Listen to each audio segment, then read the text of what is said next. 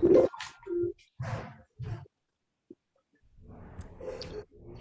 evening, everyone. And today again we meet at ACP India Case Files. As you know, this is a regular feature of ACP India. And in this special program, we want to talk about a very important aspect on a clinical scenario. And also we talk on a very different topic which may not be related to medicine itself, but it is somehow related to the well-being of the physicians and also the early career physicians. So I would request today we have with us our guests, Dr. Vipul Chavda, Dr. Anil Kumar, and we will be introducing them. And before that, I have the pleasure to invite Dr. Anuj Maheshwari, who is the governor of ACP India chapter, and Dr. Narsingh Verma, who is going to moderate the today's session. So I will request Dr. Anuj Maheshwari, sir. Dr. Anuj Maheshwari, as we all know, he is the governor of ACP India chapter, and he is professor and head of medicine at BVD University, Lucknow. And he has been a teacher and guide and mentor for many of us. And he is also the vice president of RSSDI. And he has published numerous papers and numerous chapters written in textbooks. And he has number of awards to his credit. I will request and welcome Dr. Anuj Maheshwari to say a few words before we go ahead with the programs.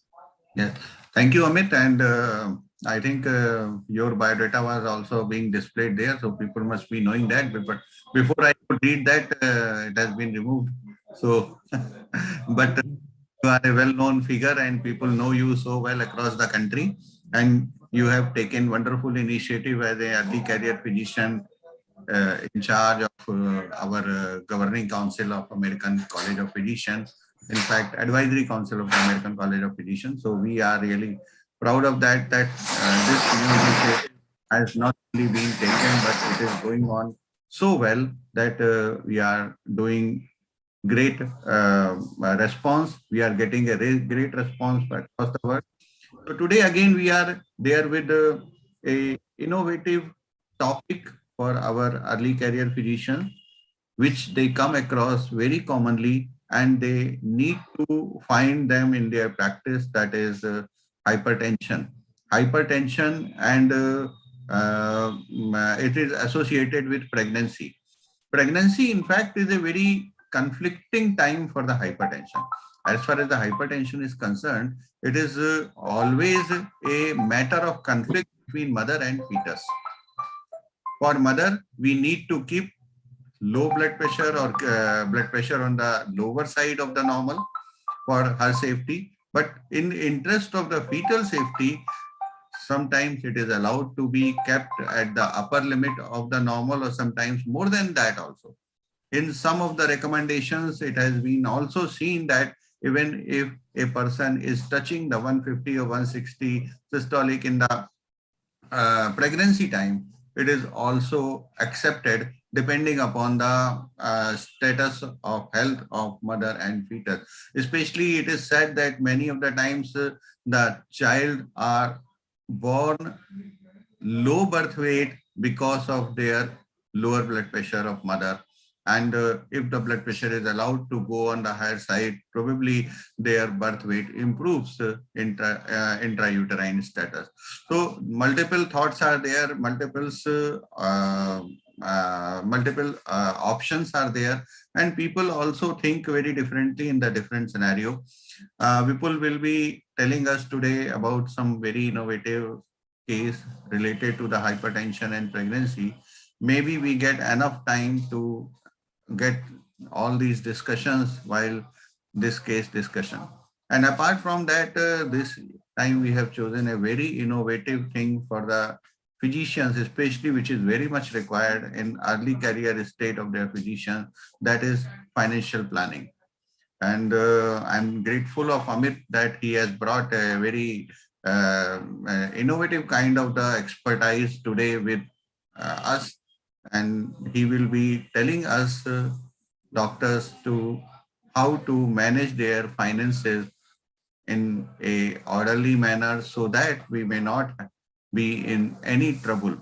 I mostly see most of the doctors do not know how to handle their finances and it is really very much required. Even at my state also, even at Dr. Narsingh Verma's state also, we shall be very happy to listen these kinds of the things, because even we may be lacking, even I am lacking, I know very well, I am lacking many places in the finances as far as my own finances are concerned. So without wasting much time, over to our moderator, Dr. Narsingh Verma, to introduce the speaker. Dr. Narsingh Verma is already, Amit has told, he is Secretary of the American College of Physicians. Apart from that, he is head of Department of Physiology, as well as Family Medicine in King George Medical University. He is involved in the teaching and research more than 35 years, credited with multiple papers, 169 original publications in peer-reviewed index journals, and he has received 16 international and 26 national awards in field of the cardiovascular and metabolic research. Secretary General of the Indian Society of Hypertension and Indian Society of Chronomedicine. Is President, Asia Pacific Society of Hypertension, President, Association of Physiologists of India, and President, UP Diabetes Association, Secretary, UP Chapter of RSSDI, and President, International Association of Medical Nutrition. Here, ACP Secretary post is not mentioned in this biodata. So, Dr. Narsingh Verma, please add this position also, so that ACP shall also be having a proud privilege to call you as a Secretary of ACP Advisory Council. So, over to Dr. Narsingh Verma. Thank you, Dr. Maheshwari. Actually, this biodata is 1 year back, 1 year old. Okay. RX event has not updated that. I have sent them several times the new biodata, which has the this ACP secretary as well. And you can see that's my publication is 230.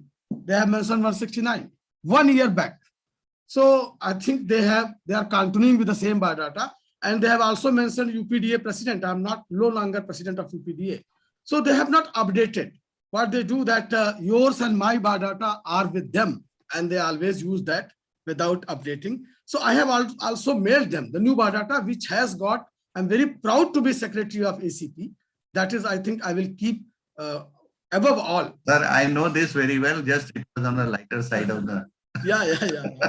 So thank you. And this topic is very close to my heart because I have done some original research in this particular area. And I'm very glad that Dr. Vipul Chavda has taken this topic. And the second topic, which we will discuss after that, is very, very important because we doctors lack in the financial management. And most of the time, we do not manage our funds well. And most of the time, we land up in the trouble, in the various types of in the time of our career. So not wasting much time, we have already taken 10-15 minutes. I will invite Dr. Vipul Chavda to talk about today's topic, which is very close because it is a very important topic. Because once you diagnose the pregnancy-induced hypertension within time, then the eclampsia will not be there, preeclampsia will not be there. Even we can diagnose it very early. And I think this is very important. So I invite Dr. Chavda. He's a known diabetologist and cardiometabolic physician. He has a PG diploma of diabetes from Europe and PG diploma of diabetes RSSDI. And he has been involved in CCEBDM, CCDR, CCMH, CCGDM, all the courses he has completed, and chairman and founder of Rudraksh Institute of Medical Sciences, diabetologist, RIMS Healthcare, Rudraksh Hospital, Maninagar, Bareja, and district coordinator, Ahmedabad, district coordinator of RSSDI, Ahmedabad, and national and regional faculty for education of SCPs. He's a principal investigator for numerous trials and author to national index publication and chapters. So with this very brief introduction of Vipul, he has very enormous career. I invite him to present his talk. Thank you so much, Narsingh Verma sir, for kind introduction. Verma sir and Anuj sir are very much like teacher to me, and I have learned a lot of things from both of them. And Amit sir is my elder brother, and he's also teaching me very, very important clinical tips as well as organization things, regular basis. So without wasting much time, let's start with the case presentation. And today we have hypertension in pregnancy. We'll discuss the management part of this system. So I have taken not a complicated case for all the physician, because it is a very common presenting complaint, or we see many patients of hypertension with pregnancy in our day-to-day practice. So I have tried to discuss more on management. This is a garden variety of case where a 35-year-old female patient who is a para 2 and second gravida with 33 weeks of gestation report to the clinic with a complaint of mild dyspnea, chest heaviness, a headache since past 2 days along with the nausea. So why hypertension in pregnancy is very important in a country like India nowadays? Because we all are aware that nowadays age of marriage is being delayed. Again, the age of conception is also delayed. And India being the youngest population in the world, we are suffering from a pandemic called diabetes. Many of the young patients of our country who is between 30 to 50 are overweight or obese. So during the conceptional time, pregnancy time, these females who are overweight or obese may encounter either diabetes or hypertension or both. So we are going to discuss the management of hypertension in this female who is 35-year-old, already having one delivered baby, and she's pregnant for a second time. Her previous pregnancy was complicated with preeclampsia. As Verma sir has already mentioned, that preeclampsia is one of the dreaded complications when patient has hypertension during pregnancy, and we must do anything and everything to prevent patient undergoing eclampsia. In the first pregnancy, she was managed with antihypertensive drug, and it was a good conducted cesarean section, and baby and mother was fine. On evaluation, at this time, her current blood pressure was reported having 156 by 100 millimeter of mercury in a resting position in left lateral decubitus. Her pulse rate was 126 per minute. She has epigastric tenderness. Her conjunctiva was mildly pale, but it was inacteric. Upon vital examination and laboratory parameter evaluation, we find the temperature was normal and pulse rate was a bit tachycardic. Respiratory was 24 per minute, was normal according to her gestational time, but blood pressure was more than 150 systolic and around 100 diastolic. Her HGBT, creatinine, EGFR, fundus, thyroid function test was almost normal. Her hemoglobin was 11, BMI was 31, and ECG showing some thymus tachycardia, but it was within normal limit for her gestational age. So now we have a patient who has a hypertension during her pregnancy. So this is the approach that we all should do. First of all, we should confirm the diagnosis with what we are fighting right now, whether it is a gestational hypertension, whether it is a chronic hypertension, or whether it is a preeclampsia or eclampsia. We should have differential diagnosis of all the variety of hypertension in this lady, and then we have to do some test and evaluate for the management of the hypertension. Let's go to the terminology or definition of hypertension. The definition of hypertension in pregnancy has not always been standardized. But following the National High Blood Pressure Education Program Working Group on the high blood pressure in pregnancy, the recommendation is saying that currently a systolic blood pressure more than 140 mmHg and or a diastolic blood pressure more than 90 mmHg, the diagnosis generally requires two separate measurements. The severity of hypertension is as follows, and both the measurements should be at least 6 to 8 hours apart. When the patient has a systolic BP more than 140 to 159 and diastolic between 90 to 109, we can say that it is a non-severe hypertension or mild to moderate hypertension. But if the systolic is more than 160 and or diastolic is more than 110, we must say that it is a severe hypertension. If we must give it a proper attention and manage to prevent any complication to the mother or baby. Now, there are various authorities in the world who has given hypertension categories in pregnancy. Still, there are debate to standardize at what blood pressure we should consider them as a hypertension, at what blood pressure we should treat them. And all the governing authorities giving guidelines has no common consensus. Talking about the incidence in India, I must say that there are 6 to 8% of all pregnancy which is having hypertension during pregnancy, but the complication rate because of hypertension is pregnancy is 10 to 20% of the pregnancy, and they are very, very high. And the hypertension in pregnancy complicated by eclampsia is one of the most common cause of maternal mortality in a country like India. So to divide hypertension in pregnancy, we must say that there can be a pre-existing hypertension when a female who already have a hypertension and conceives, or a woman who is already conceived and she has a hypertension before 20 weeks of gestation, we can say that it is a pre-existing hypertension. But if the lady who is pregnant develop hypertension after 20 weeks of gestation, we can say that it is a gestational hypertension. In gestational hypertension, we can further divide. If there is no proteinuria, it is a pure gestational hypertension. If there is a proteinuria, lady is having more than 3 gram of protein in 24 hours of urine, or any other severe condition like end organ damage because of hypertension, we can say that it is a gestational hypertension with preeclampsia. And if there is a seizure or coma, we can stamp it as an eclampsia. There are many adverse conditions which can happen to a mother and baby. In mother, we can have a persistent or new onset severe hypertension. There can be a visual disturbance, persistent abdominal pain, severe nausea, vomiting, chest pain, dyspnea, and severe forms of hypertension leads to pulmonary edema and placental abruption, elevated SGPT, SGOT, and LDH, and there may be a HELLP syndrome, and there may be a low albumin level. In the fetal, it can lead to oligohydramnios, intrauterine growth retardation, absent or reverse and diastolic flow in the umbilical artery, and intrauterine fetal death is also a possible complication of hypertension in pregnancy. This is very beautiful slide showing that if up to the 20 weeks of gestation, there is a chronic hypertension, and after 20 weeks of gestation, if we diagnose blood pressure, we can tell it as a gestational hypertension, and it can be complicated by either preeclampsia or eclampsia with seizure.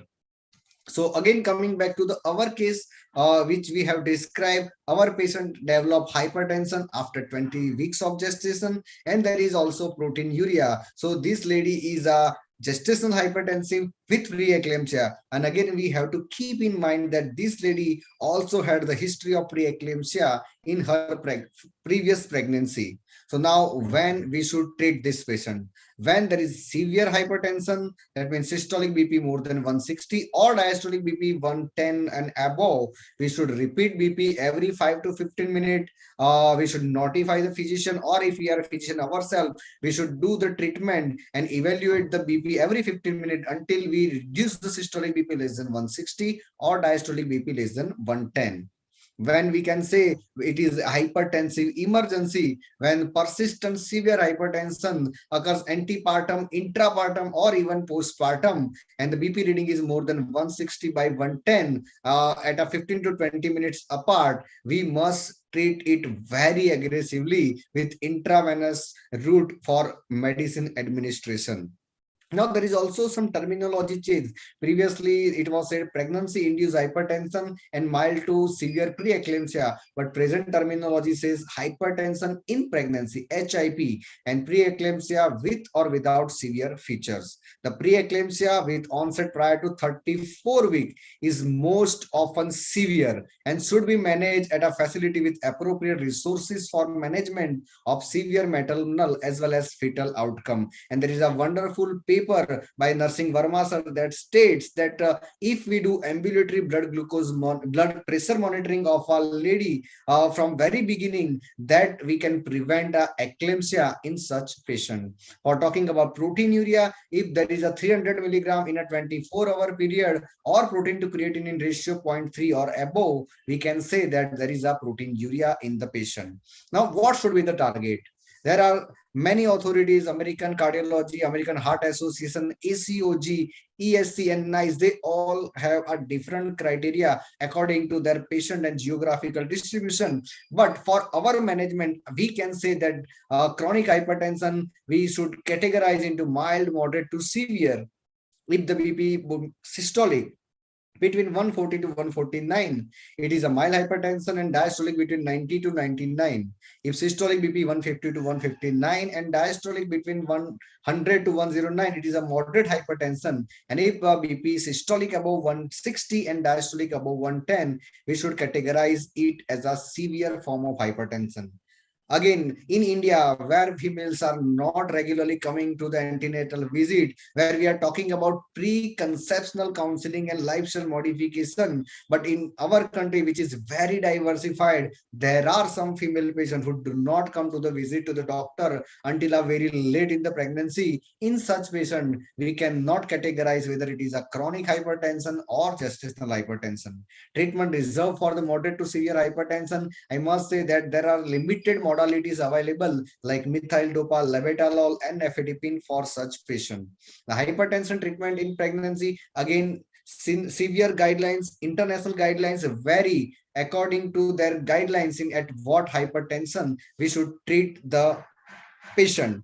But basic management of hypertension is lifestyle modification. Even in the pregnant lady, we must see her weight, that she should not attain weight out of proportion, and we should encourage for many desk diet or other diet for salt restriction. Physical activity should be encouraged according to her gynecological consultation. And in India, we were not seeing previously alcohol consumption, but nowadays in the metro cities, we see a lady who also have some alcohol consumption, and that should be reduced during their pregnancy, and even it should be cut off.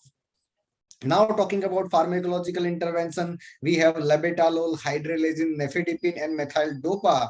In severe hypertension, we should use intravenous labetalol or intravenous hydralazine. And if the patient is having non-hypertensive emergency, we can use labetalol up to 200 to 2,400 per day into divided 2 to 3 doses.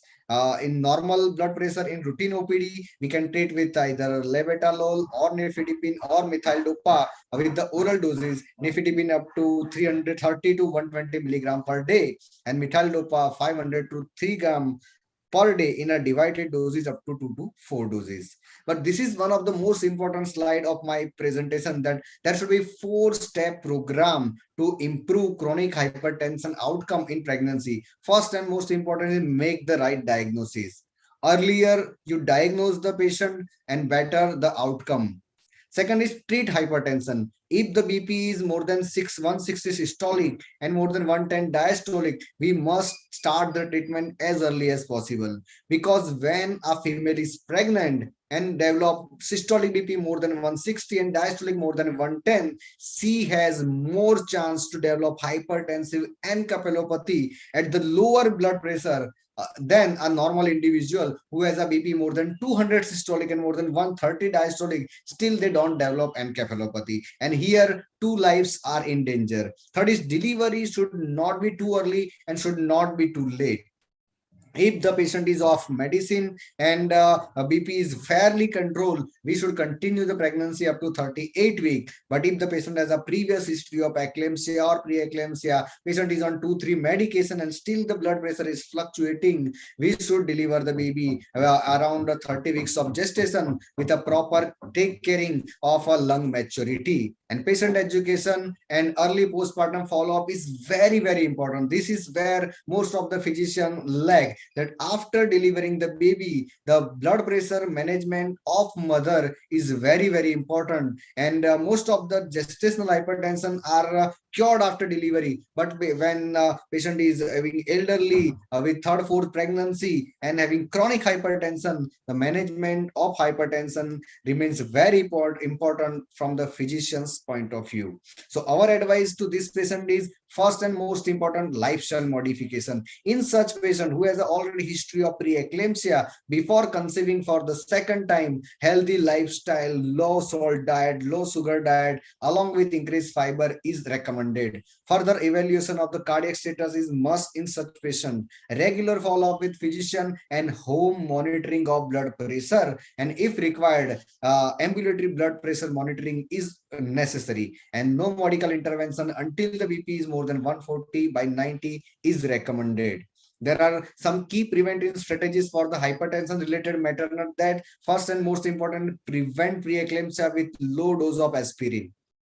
Fully implement patient safety bundles for the severe maternal hypertension. Urgently treat BP if the systolic is more than 60 and diastolic is more than 110. Magnesium sulfate is very, very important when there is a history of preeclampsia or we are having a threat of seizure. Limited hydrogenic fluid overload and utilize appropriate hemodynamic monitoring and imaging to manage fluid balance is required, and provide enhanced and early postpartum care for women with a diagnosis of hypertension disease as well as those at a risk of its development. Educate women about the warning sign of preeclampsia and establish a culture of safety that empowers patient and family excellence for care. These are some papers and recent guidelines which gives the thing that how the hypertension should be managed. And again, this is a paper of our moderator and sir, Dr. Narsingh Verma sir. They say that when we do ambulatory blood pressure monitoring for the patient from very beginning, we can prevent development of eclampsia in that patient, and we can save the life of the mother. So to in the nutshell, I must say that delivery is recommended between 38 to 40 weeks. If gestational, if a patient is on requiring no medication, delivery should be done between 37 to 40 weeks. If patient is having a medicine and blood pressure is controlled, the delivery should be carried out between 36 to 38 weeks. If female has a non-severe gestational hypertension, then doesn't progress to preeclampsia and the fetus is healthy, then the delivery can be taken up to the term. If the female has severe gestational hypertension, then antihypertensive medication like labetalol, nifedipine, or methyldopa are given with a goal of lowering blood pressure to below 150 over 100 milligram mm of mercury. And after delivery, gestational hypertension usually return back to the normal within the 12 weeks. Blood pressure should be measured during the time of peak postpartum at the day 3 to 6 after delivery. Consideration should be given to continuing antihypertensive therapy postpartum, particularly in those women with antenatal preeclampsia and those who deliver preterm. An antihypertensive agent generally acceptable for use in breastfeeding include the following like nifedipine, labetalol, methyldopa, and now you can also use ACE inhibitor and ARB. So all women who have a hypertensive disorder of pregnancy should pursue a healthy lifestyle and healthy diet. Women who are overweight should be encouraged to attain a healthy body mass index to decrease risk in future pregnancy, hypertension, and other long-term health-related issues. With that, I would love to thank ACP India chapter for providing me the opportunity to represent a case of management of hypertensive during pregnancy. And I also thank Narsingh Verma sir, Anuj Maheshwari sir, and Amit Gupta sir for this opportunity. Thank you so much, sir. Thank you, Vipul, for an excellent presentation. And now we have our moderator, Dr. Narsingh Verma sir, with us. And I think he can throw some light and bring out the pertinent points of this case so that our audience gets a more clearer message and take-home message from the Dr. Vipul's talk. I will like to first congratulate Dr. Vipul for presenting a very good case. And this is a common scenario the physicians are getting, and I'm very sure they will be benefited by this approach. And few things which had to be kept in mind, that especially in primary revida, we have to keep few things in mind, that in first trimester of pregnancy, blood pressure usually goes down. So when you have any data of blood pressure before pregnancy, then it will help us.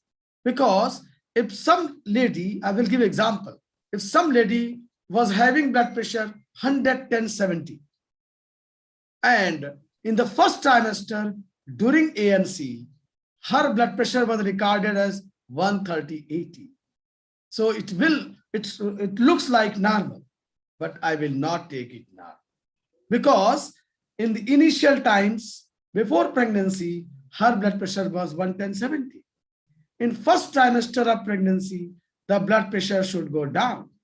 But In comparison to the previous reading, it is more. So this is the warning sign. I will say this is the warning sign. It requires more intense monitoring. By more intense monitoring, we will be able to get this increase in blood pressure very soon. And normally it is seen that the diastolic one rises first, especially in primary gravida. And if it was 70 and now it is reaching to 86 in first trimester of pregnancy, definitely this is the warning sign and one should adopt for that. We should not wait. We should not wait for the proteinuria to come. Before that, our diagnosis should be there. Then only the things can be changed. Once the proteinuria is there, or preeclampsia has established, patient is leading to eclampsia, we will not be able to do anything. As Dr. Anu said in the beginning, this is the most debatable topic because once we go for the normal value, the certain specialists think that the blood pressure in the range of even 150-90 is a normal blood pressure during pregnancy. So that is the area of debate. One question has come, whether Amit, we can take questions because in yes, sir, we can take the yes, sir, we can take the questions. Yes, Amit. You are Nothing, sir. We can take the questions. Okay. So one question has come that was regarding, Dr. Anil has asked, regarding the role of magnesium sulfate, the most prevalent drug used to treat pregnancy-induced hypertension. Dr. Vipul. Yes, sir. So there is actually two questions. Do we need to change the medication in known hypertension once they get pregnant, and role of MGSO4? So again, I have in this era, we have to do pre-pregnancy counseling. We have to educate the patient who is either diabetes or hypertension. Before they conceive, they have to be with physician and maintain their blood pressure and blood sugar within normal limits. Again, there are some antihypertensive medicine like most commonly used sartans and ARBs. They should not be used during pregnancy. So not after getting pregnant, before planning pregnancy, they have to change the medicine for diabetes as well as hypertension and maintain good glycemic control, good blood pressure control, and again, good body weight. And the role of MGSO4, when there is a simple hypertension, there is no role of MGSO4 in prevention of eclampsia. But when there is a pre-eclampsia, severe proteinuria, severe edema, in that case, a role of MGSO4 is definitely there to prevent convulsion in such patients. Very correctly answered by Dr. Vipul. Of course, the management is done by magnesium sulfate, but not in the to manage the hypertension. But magnesium helps in management of hypertension one way, that magnesium is a muscle relaxant. Yes, so even in diet, if we have more calcium, more magnesium, and more potassium, the blood pressure will go down rather than having more sodium. Yes. Dr. You want to say something? Dr. Naseem Verma, sir, I would like to say that this case has highlighted a very important aspect, that hypertension in pregnancy is something which is not that uncommon. I think it should be looked into more carefully. And once we diagnose that there is a hypertension in the pregnancy, I think it is a red flag, and the treating physician, the treating gynecologist, they should be alert. And every attempt should be made to bring the hypertension in control for the best outcome of the mother as well as the fetus. At the same time, the medication change, as highlighted by Dr. Vipul Chawda, has to be implemented. Not only this, if follow-up plan following delivery has to be charted out, so that the hypertension does not go untreated even after that. We need to see whether it is a hypertension before the pregnancy or it is just a gestational hypertension. So all these aspects, I think, have been very well covered by Vipul, and Dr. Narsingh Verma sir has given a very good insight into that. And I think the audience has learned a lot from that case. And now, since we are short of time, I will request Dr. Narsingh Verma sir to introduce our next speaker, Dr. Anil Kumar. And then I will request all the audience that during this session, please keep sending your questions, because it is not a presentation, it is a discussion session. And Dr. Anil Kumar will be more than happy to answer your queries right on this platform. So if you have any question related to financial aspect and how to plan, how to manage, please feel free and write it in the chat box. Thank you so much. Dr. Narsingh Verma, sir, please proceed. Thank you, Amit. I think you have kept a very important topic for today's discussion. Doctors are very weak in financial management, and very few doctors know how to manage the finances. They have finances, but they waste them. So I welcome Dr. Anil Kumar.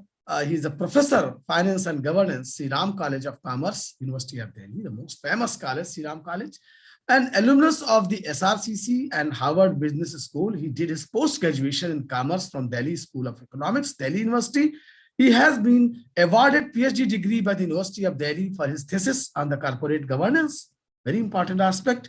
Professor Kumar has contributed a number of research articles in national and international journals, presented his research work at international conferences in India and abroad, and has conducted several executive development and training programs for government officers, corporate executives, and directors. And today the turn of doctors. Welcome, Dr. Anil Kumar. Please give us tips how to we manage our finances. And sir, I would like to add one more thing to his introduction, that he has recently been appointed as independent director of the LIC of India. So this is just a few days back, we got this information. Many congratulations to you, sir. And now we will like to have an opening remark from you before we proceed with the discussion, sir. Good evening, all eminent doctors. And in fact, I'm feeling proud to be among the doctors community, for whom I have the highest regard and esteem, because they are the life givers, they're lifesavers. But in the process, because all the time they are busy with their patients, doctors, and enhancing their knowledge through conferences, workshops, and these many other things. So sometimes they forget how to manage their personal finance. So I think that if I can be of some help, I think that I would think myself to be fortunate to be of any help to the doctors. You know, so far the personal finance is concerned, it is simply about, you know, when we talk about finance, that means managing your spending. That, you know, that you make it, just maybe you can have some mental kind of exercise, that how much you are earning at right now, and how much that is the cash flows, and how much are the expected expenditures that you may be knowing, expenditure of the month, and how much you are able to save. Sir, you are muted. Please unmute. So whenever we talk about finance, it starts with saving only.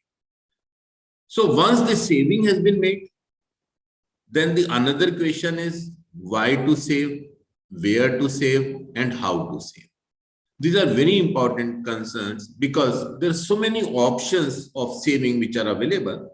And I've seen in many doctors, at least, and engineers, that who do not have the basic understanding of the finances, they go by herd kind of a behavior.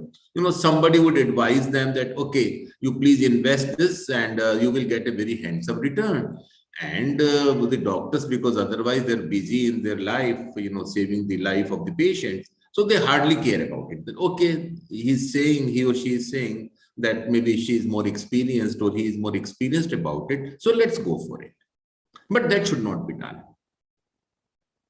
Always remember, in finance, the basic rule is, if you want to go for high returns, you should be prepared to accept more risk. That's very, very important. Many options are available. If the options of investment are such which are giving the low returns, the risk would be also very low. But if you want to take very high returns, for example, in stock market, that could be very risky proposition. So this is for you to decide that how much is your risk appetite. But because the risk appetite differs from person to person. Maybe that I am a very daring kind of a person and I have this kind of a feeling कि देखा जाएगा. You know, some people have this kind of a feeling, चलो कर देते हैं, देखा जाएगा. So you should not have this kind of a feeling.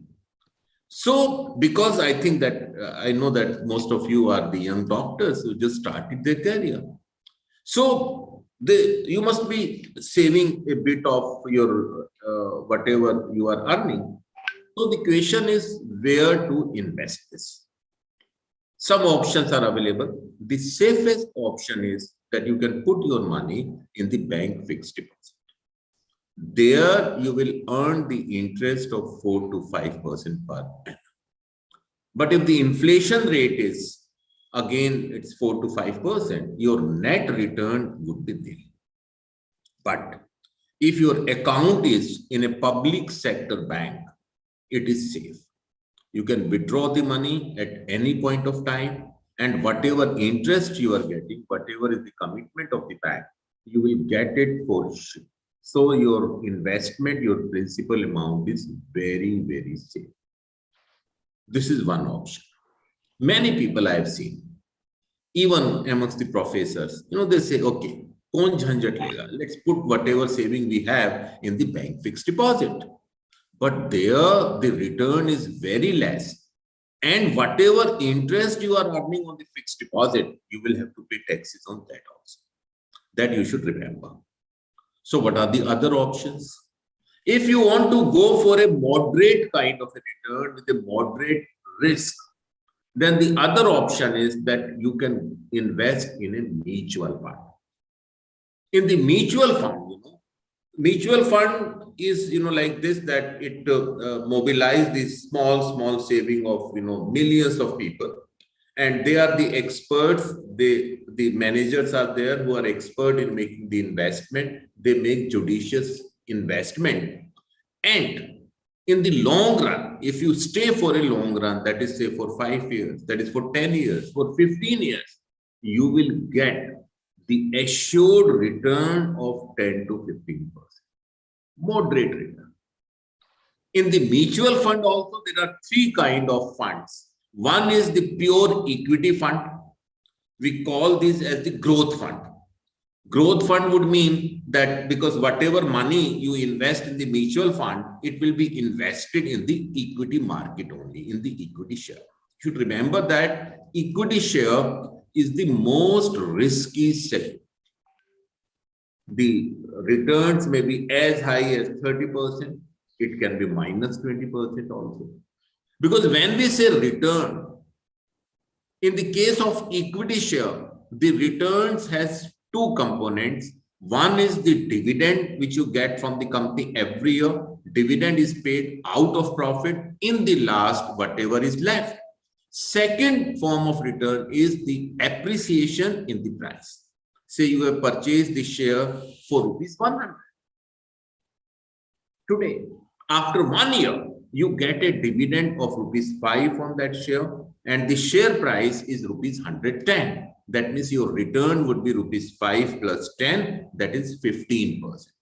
So the stock market is always very volatile. Volatile means a lot of fluctuations. You know, it may go up, it may go down.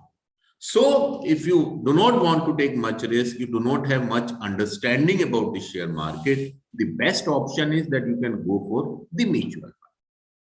Now for investment in mutual funds, again you have 2 options.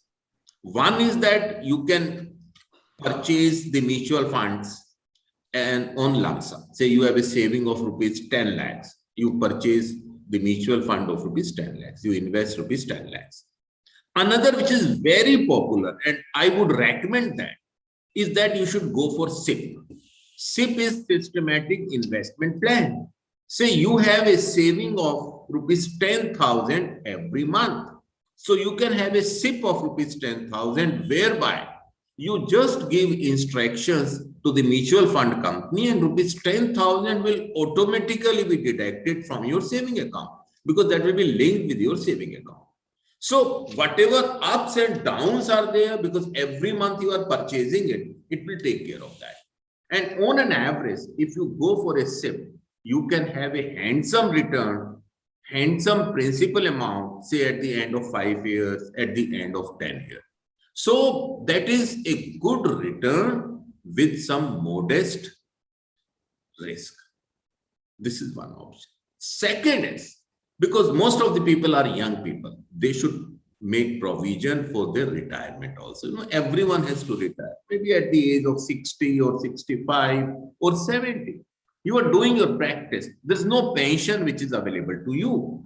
So what can be done is that you can go for NPS, that is National Pension Scheme. Fortunately, NPS is now open to everyone. Whether a person is an employee, is a salaried class person, or a person is doing his or her own practice, can open the NPS account, wherein you can deposit any amount. There may be fluctuation also, that sometime you deposit rupees 10,000, sometime you deposit rupees 1 lakh, sometime you deposit just 5,000. The only restriction is that you will not be able to withdraw the money till the time you attain the age of 60 years. Only withdrawal is allowed 3 times till you attain the age of 60 years. Second option, that will take care of your pension also. After 60 years, you can take the lump sum amount, or you can take, say, 50% of the lump sum amount, and the rest of the amount you can purchase some annuity where every month you will get the returns. It will be kind of a pension for you. Third option is that you can go for ULIP. ULIP is Unit Linked Insurance Plan. This is with LIC. In case of ULIP, what you will get is that whatever investment you make in ULIP, it will be allowed for income tax under section 80C for calculating your taxable income.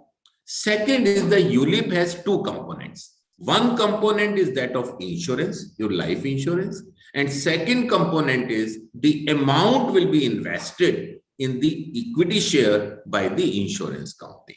So depending upon the ups and downs in the market, you will have the good returns, but at the same time, your life will have the insurance component also. So that's the advantage of this, and you will have the tax advantage also.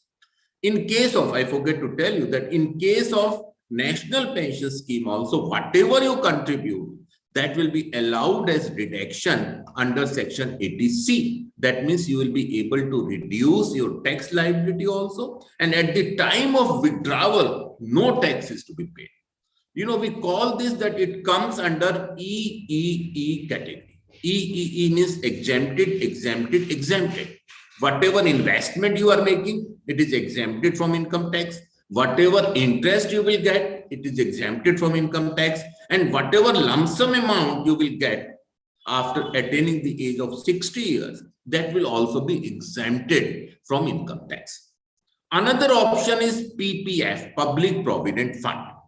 Again, you can open the PPF account in any nationalized bank, wherein you can contribute whatever amount you feel that is your saving. You can invest that money, but that amount you will not be able to withdraw. There are some restrictions on the withdrawal of that.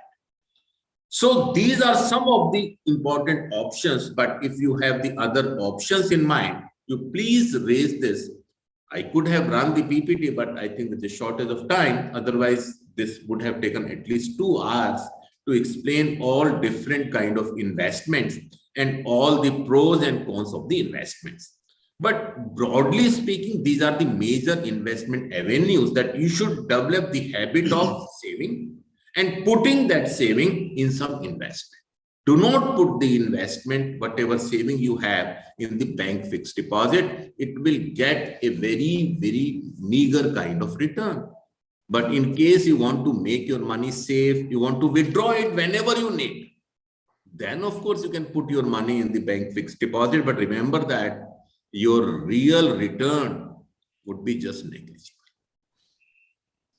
Dr. Anil Kumar, you have told very nicely and very simply what I can get that you have told that the mutual fund and SIP are the good investment plans. And what I can get that they are not having the liabilities of taxation. Yes, yes. No, in case of mutual fund, if you are holding it for more than 1 year, then there is a long-term capital gain. And long-term capital gain up to ₹1 lakh is exempted in case of mutual fund, provided it has the equity component. If the return means price appreciation, the gains are more than ₹1 lakh, then it is subject to taxation at the rate of 15%. That means the normal rate of income tax will not be applicable in that case. One question has come, sir. That is, Dr. Sadhna Jaiswal want to know, what about retired persons? Retired person, I think the best way of best avenue for the retired person is that they can open the bank fixed deposit. They should not go for the long-term investment plan. And the other is they can go for mutual fund where the return would be moderate and you can withdraw your money anytime whenever you need it. But just remember one thing, when you sell your mutual fund, when the market is down, in that case, your return may be impacted negatively.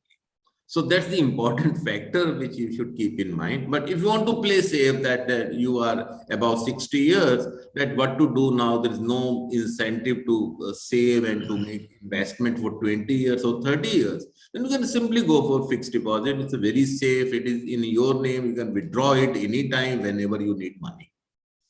Dr. Sadhna has asked about the retired, but most of the time doctors when retire, they are not tired. Yes. Even doctor has some source of income, usually it happens. So, but they don't know how to make it double or make it invest nicely. That's the problem. And most of the time they fall in the trap of the share market. I have seen some of my friends, some of my senior colleagues, they almost wasted their all money on the share market. So that is one area I would like to have your comment. No, here I would make one more comment, sir, with your permission. That, in the nationalized bank, the rate of interest in fixed deposit is about 5%. But if you open this in private bank or cooperative bank, the return could be 8% or 9%. Must have heard the case of PMC in Mumbai. It was a cooperative bank and it collapsed. And the people were crying like anything. They had put all their lifetime saving into that particular bank. Do not fall trap to these kind of things. If you want to open the fixed deposit, simply go for a public sector bank. Don't be, have a greedy kind of a thing that the other bank, the private bank is offering 1% more or 2% more. Do not make these kind of comparisons. You are very correct in that, because I know my friends, they have their account in the IndusInd Bank. That gives 1% extra, 6.5% the interest rate. But you have already told that the problem. But IndusInd Bank is, of course, nicely managed. But there was Yes Bank was there, which was on the brink of collapse. But for the government, which handled it very well, and again some reconstruction took place. But I think that as far as possible, one should go for public sector bank. One doctor want to know what is the interest in PPF, current interest rate? It is about 8%. 8% is good enough. It's good enough. So Dr. Vipul wants to ask something. Dr. Vipul, please go ahead. Yes, sir. Sir, what is different between debt fund and equity fund? In case of equity fund, we call this growth fund. That whatever money is taken by the mutual fund company, more than 60% of that is invested in the equity shares. Equity share would mean, these are, we say these are the aggressive investment. Your return could be very high in case the market is going up. I earned about 24% return in some mutual fund because it was investing only in the equity share. But in case of debt is something that for the investors, from the investors' point of view, it has the minimum risk, but the return is less. If you want to make investment in the debt mutual fund, in that case, the risk would be less, but the return would also be moderate. And sir, at the age of 40, how varied my portfolio shall be? Means how I should invest in debt fund or equity fund or any other suggestion you would like I think to? that you should at the age of 40 you can either go for SIP or you can go for say 60% of the amount in the equity fund and rest you can have in the debt. Thank you, sir. Thank you. Sir, I would like Be able to balance your risk. yes. Yes. Sir, I would like to ask one thing from you. That doctors, what happens with the doctors is that by the time they start earning or they get into real profession, they're already into their mid 30s or 35 plus or something like that. And when they look at their counterparts who are doing engineering or in the management field, they will find that they start earning handsomely even by the age of 25 years and so. So what happens is that once they start earning at this age around 35, they fall into a trap of what I will call that is lifestyle inflation. They, instead of whatever they get, instead of spending more, they try to catch up with the lifestyle, which they couldn't get within the few first years of their graduation, post-graduation, maybe say in the early 10 to 15 years of their life. So instead of saving money, they fall into trap of lifestyle inflation. So what is your advice on that? Doctors should not run after money. They should have this kind of a feeling that for many people, they are like goals. And just a feeling of this, that they are saving the life, that's much, much more than the money. One should remember that, money cannot buy everything. If you've saved a single life, the kind of happiness which you will have on your face and you will have the smile throughout your day, there's no match of it. That cannot be purchased through money. If you want to run after money, then forget about this profession. Maybe after MBBS, you go for MBA from some place and be a manager somewhere. But in case of doctors, I've seen it. I think that you will vouch that the return, if you are, a thoroughly a professional person, you have good expertise. In that case, the return will start coming after you attain the age of 55 or 60. I have seen many doctors earning in crores after attaining the age of 60 years, after they have experience of about 20, 30 years. But I think that again, I would repeat, the doctor should not aspire for money, should not aspire for lifestyle. I've seen many top doctors, they are there in the hospital right from 7 in the morning till 11 o'clock in the evening. They have devoted all their life for their patients. So money is not material for them. Even at my stage, money does not matter, but does not impress me. I take so many lectures at so many places, and for lectures the money is given, but I do not take money from anywhere. I said that I'm not selling whatever I know. I'm happy that I'm able to share my thoughts, and maybe if you have some learning out of it, that is the best which I can get. I think at the same time, the financial planning is important. Whatever you are earning, right, you will make provision for your, when you attain the age of 65 or 70, you will not be able to earn much in that case. And no one would like to be dependent on his or her children. So one should make provision for it. And because there is no pension in the government job, the pension is there. For you people, there is no pension. So maybe you should think of those kind of investments where you have assured income after you attain the age of 65 or 70. So that way, PPF is a good option, or National Pension Plan. NPS is again a very good option, but the returns are moderate. I think you have highlighted a very, very important point, sir, that it is more for the planning and not for the running after the money. And I think many of our colleagues are listening. I don't see any question right now here. If there are any questions, then we can take the questions. Or Dr. Anuj Maheshwari, sir, if you are there, then I would like to have your opinion also, because I think this is one topic you wanted to have us on ACP forum for a very, very long time. So if you are there, sir, then please, if you have any question, then please come up with your questions, sir. Oh, we get another question. And this is, can a person of age 55 to 60 years open an NPS account? I think there's no point if you have attained the age of 55 to go for NPS. I think in that case, the best option for you would be to go for the mutual fund. Or sir, is there any upper limit in that can be deposited in NPS account? In NPS? No, there's no upper limit. So there is no But limit. But there is a limit on withdrawal. So you have to be cautious about it, that once you put your money, you will not be able to withdraw it. Only 3 times withdrawal before the age of 60 years is allowed, and not the full withdrawal. About 50% withdrawal, total withdrawal is permissible. Right. I'm looking at the chat box. This is purely, let me also remind you that this is purely a pension. Right. This is that at the time of your retirement or at the time of attaining the age of 60, you will get the lump sum, not the full lump sum. Either you can have full lump sum, or you can have, say, 60% of the lump sum amount, and the rest 40% you will have to buy annuity. Annuity means every month you will get the return. That return would be your pension. Right. Sir, I would like to ask one question from you, that nowadays term insurance are something which are very, very popular.